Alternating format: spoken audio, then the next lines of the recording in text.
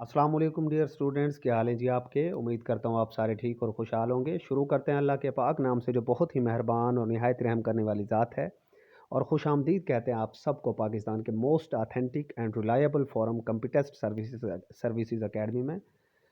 Dear students, आज आपके सामने मैं अपने एक स्टूडेंट का इंटरव्यू लेकर आया हूँ। इन्होंने मुझे शेयर किया था इंटरव्यू। ज़ीशान हैं, मोहम्मद ज़ीशान, लिया से इनका ताल्लुक़ है। और BS-17 स्केल का माशाल्लाह इन्होंने PPSC का एक लेक्चरर का टेस्ट क्लियर किया था और उसका इंटरव्यू भी ये देकर आ गए थे। तो कुछ दिन पहले ये इंटरव्यू हुआ था, बट इन्होंने मुझे शेयर कर दिया था, फिर मैं वीडियो उसकी नहीं बना सका और इनका इंटरव्यू आपके साथ शेयर नहीं कर सका। तो मैंने सोचा कि आज आपके सामने उनका इंटरव्यू लेके आते हैं कि उनसे किस तरह के क्वेश्चंस पूछे गए और केमिस्ट्री के क्वेश्चंस कौन से थे। इन्होंने मुझे मॉक इंटरव्यूज़ दिए, ज़रा लेट दिए, लेकिन मुझे उम्मीद है कि वो भी इनके काफ़ी इनके लिए बेनिफिशियल साबित हुआ होगा। तो इनकी बातें सुनते हैं और उसके बाद फिर मैं आपसे बात करता हूँ। अस्सलाम वालेकुम सर।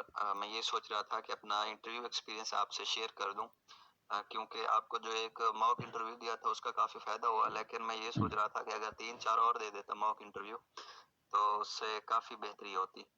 तो सर, मैं जैसे ही इंटर हुआ तो अ, मैंने उनसे परमिशन ली। चेयरमैन साहब बैठे थे और दो साथ में, एक फीमेल सब्जेक्ट स्पेशलिस्ट थी और एक मेल। तो जैसे ही मैं चेयर के साथ गया तो मैम ने कहा बेटा बैठ जा। तो सलाम दुआ करने के बाद जैसे मैं बैठ गया, उसके बाद चेयरमैन साहब ने पूछा कि बेटा कल आप आए थे? तो मैंने कहा नहीं सर। कहते हैं कि कल भी एक जिशान नामी लड़के आए थे। तो मैंने कहा सर वो कोई और होंगे। कहते हैं अच्छा चलें ठीक है। तो कहते हैं 2019 में आपने अपनी मास्टर वगैरह कंप्लीट कर ली, तो उसके बाद आपने क्या किया? तो मैंने बताया कि सर मैंने ना CDI पे एक मतलब के 5-6 मंथ का एक्सपीरियंस है, मैंने पढ़ाया हुआ है। तो कहते हैं वो कॉन्ट्रैक्ट बेस पे होते हैं या परमानेंट? मैंने कहा सर वो कॉन्ट्रैक्ट बेस पे होते हैं। तो ये सब उन्होंने इंग्लिश में पूछा।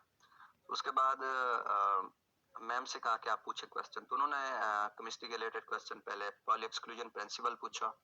तो उसके बाद दूसरा उन्होंने क्वेश्चन पूछा कि नाइट्राइट और नाइट्रेट में कौन ज्यादा स्टेबल है। फिर पूछा कि फिनोल और फिनॉक्साइड में ज्यादा स्टेबल कौन है। और उसके बाद उन्होंने पूछा कि मीथेन हो गया, वाटर हो गया, अमोनिया हो गया, इनकी हाइब्रिडाइजेशन कौन सी है। और फिर पूछा इनमें से डाइपोल मोमेंट जीरो किसका है। और फिर पूछा कार्बन डाइऑक्साइड लीनियर क्यों है। तो ये 5-6 क्वेश्चन पूछे थे मैम ने। तो मैंने इनके आंसर कर दिए थे, मुझे मतलब उस वक्त आ गए थे ये। इसके बाद फिर पूछा सर ने कि उन्होंने पूछा था कोई बीकर वगैरह क्वेश्चन पूछा कि मुझे एग्जैक्ट याद तो नहीं है कि बीकर में कोई चीज पड़ी है तो वो किस तरह से बाहर निकालेंगे। तो मुझे नहीं आ रहा था, मैंने उस वक्त सॉरी कर दिया। फिर उन्होंने दूसरा क्वेश्चन पूछा कि विस्कोसिटी को कैसे डिक्रीज किया जा सकता है, 2 मेथड बता दें। तो वो भी मुझे नहीं आ रहा था ना। एक तो आ रहा था टेम्परेचर का, लेकिन दूसरा मेरे माइंड में नहीं आ रहा था। मैंने कह दिया कि sir I am not sure.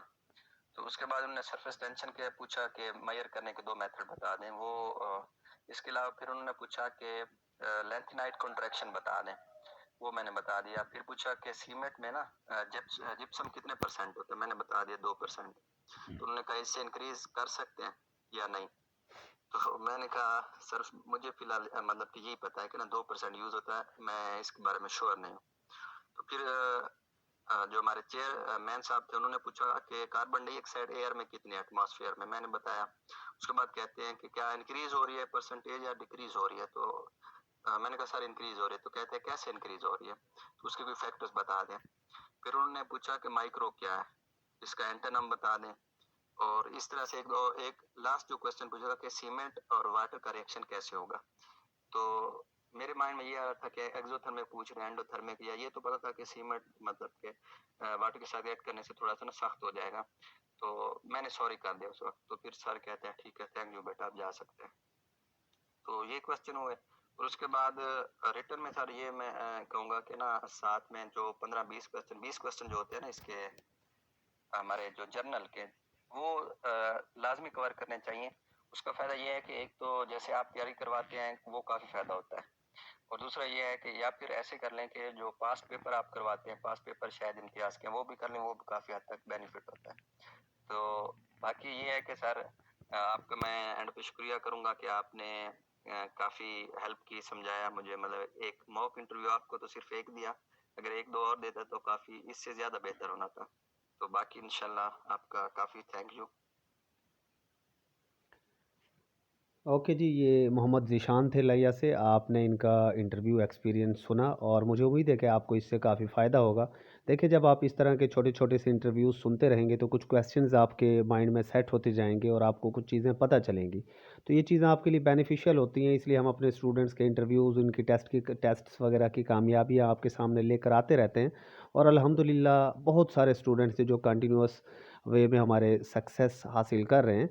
तो अगर आप भी प्रिपरेशन करना चाहते हैं एकेडमी में तो आप जब जाएँगे ना तो फर्स्ट लिंक जो होगा, फर्स्ट कमेंट, पिन्ड कमेंट, उसके अंदर आप जाएँगे तो उसके अंदर आपको एकेडमी के डेमो लेक्चर्स मिल जाएँगे, उनको आप वॉच करें और जो स्क्रीन के ऊपर आपको नंबर नज़र आ रहा है, इसके ऊपर आप कॉन्टैक्ट करके आप एकेडमी को जॉइन कर सकते हैं। व्हाट्सएप करें, डिटेल मालूम करें और सेशन को जॉइन करें। स्टे ब्लेस्ड, अल्लाह हाफ़िज़।